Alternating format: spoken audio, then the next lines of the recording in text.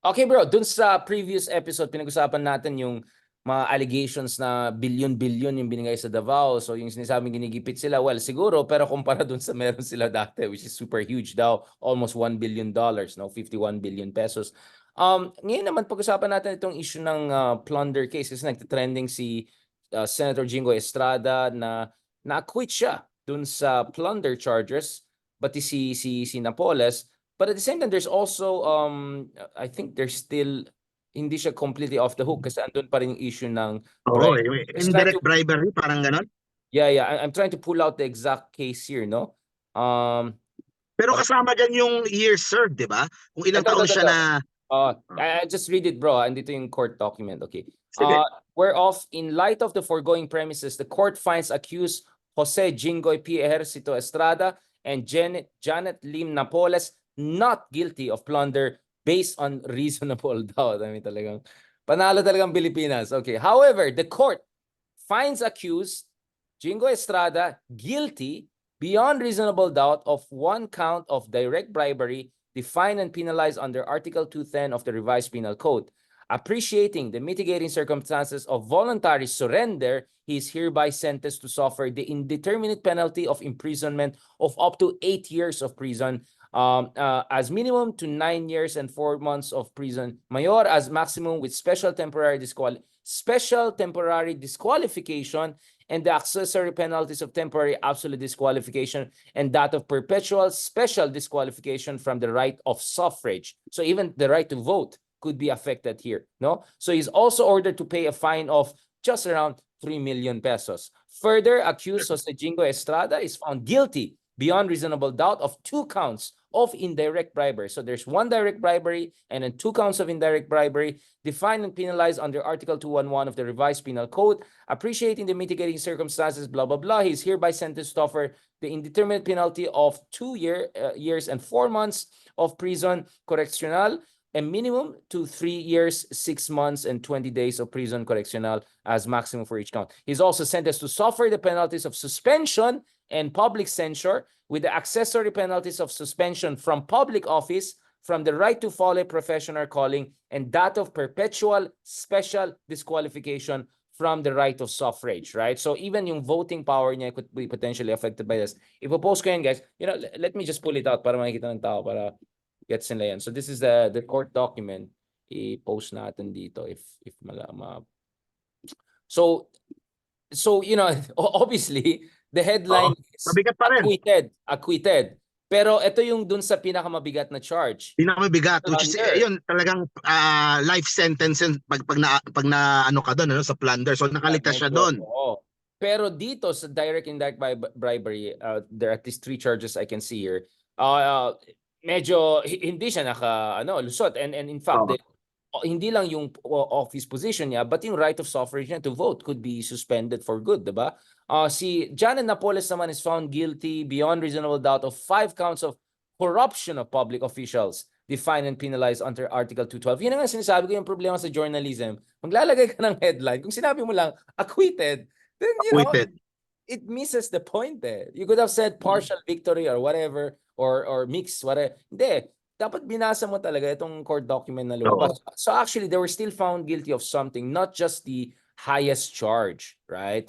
But still, may corruption charge kay Janet Napoles and may direct indirect bribery naman dito. Now, chinek ko yung election result last year. Number 13 is Jejomar Binay. So if there's someone who should carefully watch this and anong mangyari ngayon, is Jejomar Binay.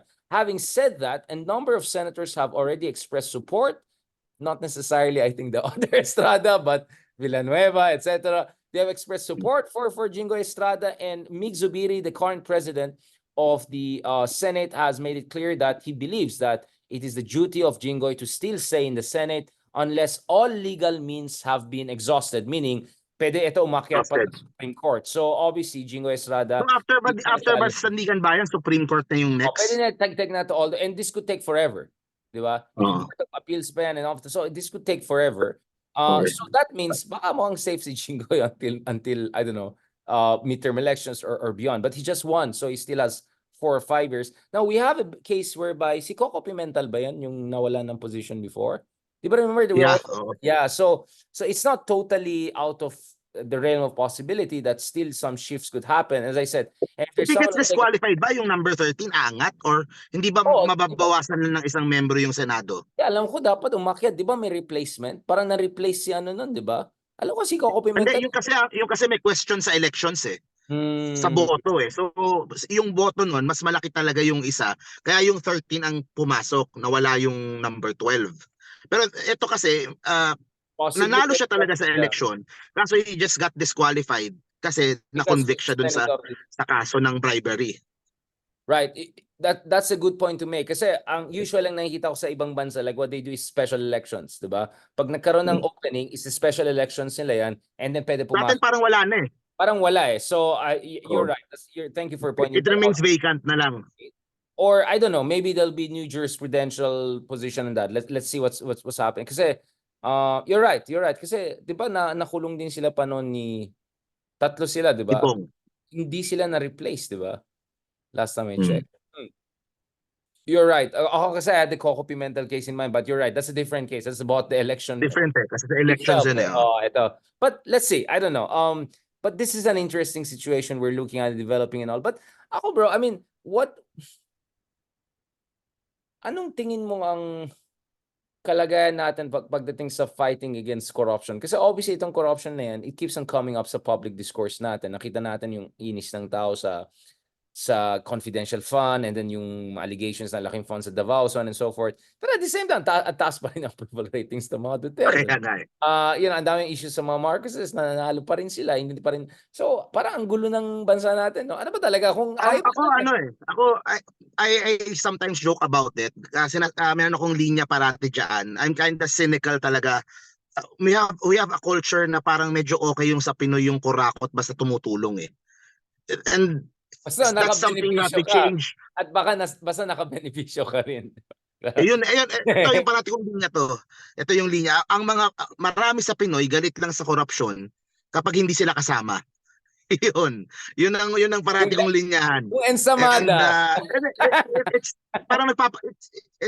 parang joke siya pero may katotohanan Nakakalungkot Nakakalungkot na ganun yung kultura. The change has to come from the top up from the top down Kailangan yung leader talaga na will have the political will to stand up against everyone na kumikita Kasi ang daming kumikita all the way sa batang level. Minsan SK pa lang ang bata-bata natututo ng mangurakot, di ba? Sa all the way down sa barangay level, all the way Kurakot ka na. Lahat kumikita Grabe, di ba? Lahat kumikita. That's why ang laki ng I pin so much hope doon sa nangyayari in places like Pasig. Kasi doon nakikita ko na pwede pala na papasok mababago yung kultura na everybody happy, everybody yung mga corruption and yung sa bidding, yung mga kumbaga naaayos. Ang nangyayari, ang dami nagrereklamo. Kasi dati kumikita ako na wala yung kita ko. Yun din pa, pag inayos naman yung system, kailangan magbayad ng inayos naman yung system, ang dami naman tinatamaan. Exactly, you're right, you're saying. Yeah, talagang, ang hirap talaga baguhin Pag, yun nga, actually sa ibang bansa may terminology na efficient corruption. Yung may corruption pero ginagawa yung kalsada, ginagawa yung industriya, China, ganyan, sa Malaysia, yung mga kapitbahay natin, napakakurakot din. Vietnam ngayon, napakakurakot. But, well, just to give an example, na-suspend po yung dati nilang presidente just last year dahil sa corruption. So I'm just telling you how serious things are. Even Singapore, one minister was di ba? recently suspended. Transport minister ba yun? Exactly. So it's not like walang corruption sa mga bansa. Pero kasi nagde-deliver sila May corruption, may kickback. Pero ginagawa yung maayos na kalsada. Ang problema sa atin, kahit yan, wala. Tapos siguro yung pera pumunta, I don't know, doing mumbo jumbo or Swiss account or I don't know, yung mga nag-Pegasus siguro yung iba. You get what I'm saying, di ba? Yun ang problema ko sa corruption natin. It's not only morally bad, it's economically also very inefficient and destructive sa ating bansa. But you're right, and dun yung patronage politics. Have you experienced Impunity din ng mga nakaupo But bro, but you're also right, the sociology of it, di ba? Marami kang na-meet siguro na tao na siguro staff lang or kamag-anak lang. Tapos nagyayabang sila na tama yung mga nagko-comment dito sa ano na uy, maraming nauwi si titong ganyan or si gobernador, binigyan pa malaking kami, meron na kami lahat Lexus. Di ba? Alam mo yung gano'n, yung marami akong nakita, nagyayabang pa nga sila na may ginagawa silang Nagyayabang pa kalokohan. eh. That shows It's smart sila. accepted eh. It's smart, Walang parang moral ano eh. Walang moral ano against moral corruption sa compass. atin eh. Oh. Napaka ano eh, tapos kasi pag sa social media naman, ang awayan lang is yung ano mo corrupt pero lahat ng mga kakampi ko hindi corrupt. So may ganun din na parang nagtatakipan din minsan.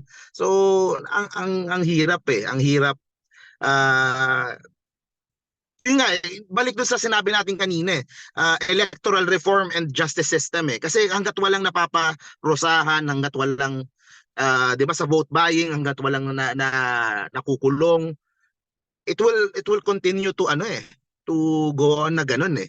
But it So should it also needs come from talaga us, di change ba, from the bro? top up talaga.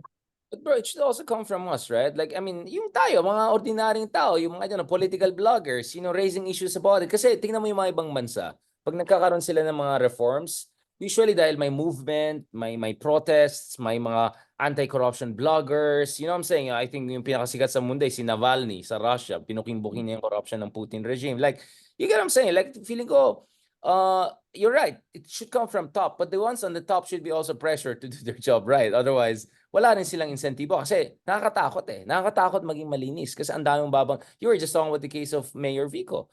But Mayor Vico is still not the president, right? And Mayor Vico may be an exceptional case. Now, how many of him? Exception kasi Yun nga, and sana hindi anak siya ni exceptional. Bossing Vic, pamangkin siya Sana ni hindi Tito Sen. exceptional. Exactly. Yun yung worry ko na sana hindi once in a blue moon. Gusto sana natin na more of that. Hindi naman 10 out of 10, pero sana 3 out of 10 medyo malinis na katulad ni Vic Soto or 5 out of 10 hopefully, di ba? Just para lang may pag-asang bansa natin na umangat-angat. Kasi grabe, minsan yung mga corruption, nagtatapon na lang daw ng pera yung mga iba doon ng mga trapo eh. Like lechon every night, 3, 4, ganoon. Tapos habang nagugutom, namamatay ang tao sa gutom sa ating bansa. Sobrang grabe eh. Talagang binaboy talaga yung bansa natin, di ba? So, I mean, understandable, there'll be always leakages here and there. So, hindi ako utopian. Pero, medyo ano naman, curb your greed, di ba? Yun nga eh, walang So, curbing of the greed. Talaga next level na family grabe. business eh. I think yun yung nag-evolve yung ating politika to something sort of a family business na ah hindi na wala nang alisan sa pwesto eh kasi kumbaga na perfect na nila lahat eh kung saan kukunin yung boto nila kung how much yung kailangang ipondo just to remain in power tapos they would stay in power 2 decades, 3 decades, 4 decades same place walang alisan 'di ba so walang ano eh may impunity may level of impunity doon sa mga nakaupo natin ng mga leaders na family business na kasi anak, apo, 'di ba? Minsan fourth generation na umaabot Exactly. na. Yun nga, ang tagal-tagal. Bro, having said that, siguro we can end on this note. Baka mahanap ka ng mga kalaban natin dyan. Nagdadrive ka. Umalis ka na dyan. Baka matrack ka nila.